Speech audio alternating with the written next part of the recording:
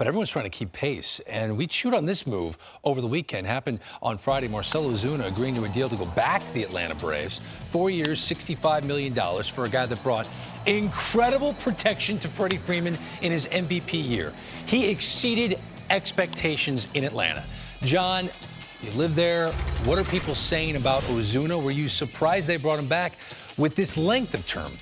That probably the fourth year was the deal breaker to get it done, right? Because I understand last year in a short season with the DH how valuable he was.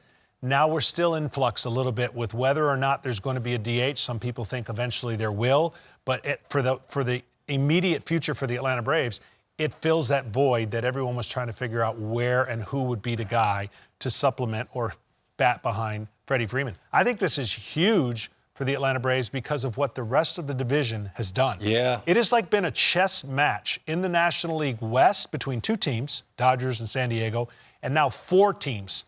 And you could count, there's a fifth team that you can't make light of, and the Marlins, they're coming.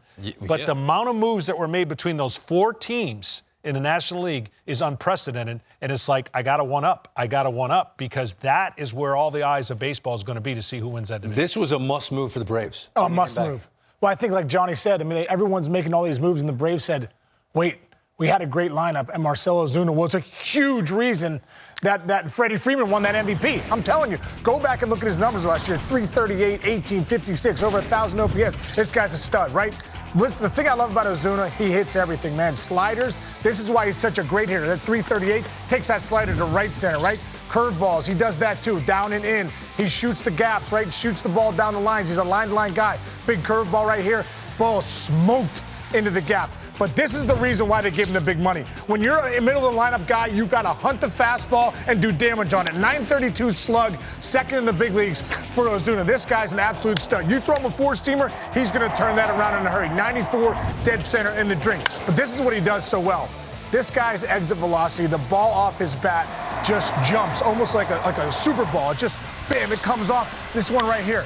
111.4 on a single to left field, and this one in the gap, 115.6. He's not just hitting home runs. This guy squares balls up after ball. This is what I love, though. The young guy, their stud, Acuna. This guy is so good, and I think Ozuna is so good for him in that lineup. But take a look at their swings, Greg. This is one thing when I was looking at, I was breaking it down. Slow it right there. Look at this.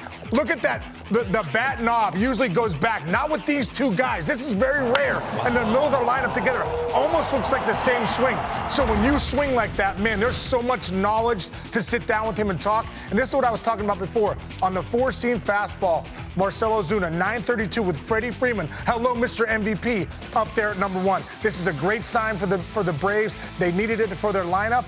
But they also needed it for guys like the young guys like Acuna. When you talk about putting them side to side, pretty similar, and a guy you can always bounce things off of. One of the things I wanted to ask you, whenever a guy looks like he has a longer bat than everyone else, I know that's his swing. Is it because he's flatter with his swing through the zone, the bat stays through the zone? Because you showed, a lot of people think, oh, okay, Acuna with his hands being in front of him. Right. Ozuna's got his hands back. Why is his bat look longer than anyone else's? Well, what's amazing when you talk about their bat being in the zone, and what's so impressive is that what I was showing was most guys, when they hit, the knob of the bat goes back to the catcher, right? So they can get that little, so they can really get the barrel rolling, right? With Acuna and Ozuna, they do have that flat bat path, right? So the knob stays up and down, which is right, almost like a Clemente. Go back and look at Clemente's swing. Had the knob straight down. And yeah, what they do, Johnny, is they do a great job of just kind of laying it into the zone. It's flat, it stays in there long, and that's why they're both great hitters and great opposite field hitters. Because they don't have hinge with their hands, it does look like a long bat. That's interesting. Yeah, I've always seen. I would ask, how long is his bat? Well, it's not any longer than anybody else's, but it looks longer. It looks like it because he's in the zone. Tom Brunansky, same thing. Yeah, they're just dropping it in. Right? There's certain guys that did that. It's tough to hit that way. It's really hard to hit that way. A lot of people feel like as you get older, you won't stay as strong and as quick through the zone. Exactly, because there's something to be said about about getting a little bit moving to get the barrel through the zone. You got to be a strong guy to do what those guys are doing.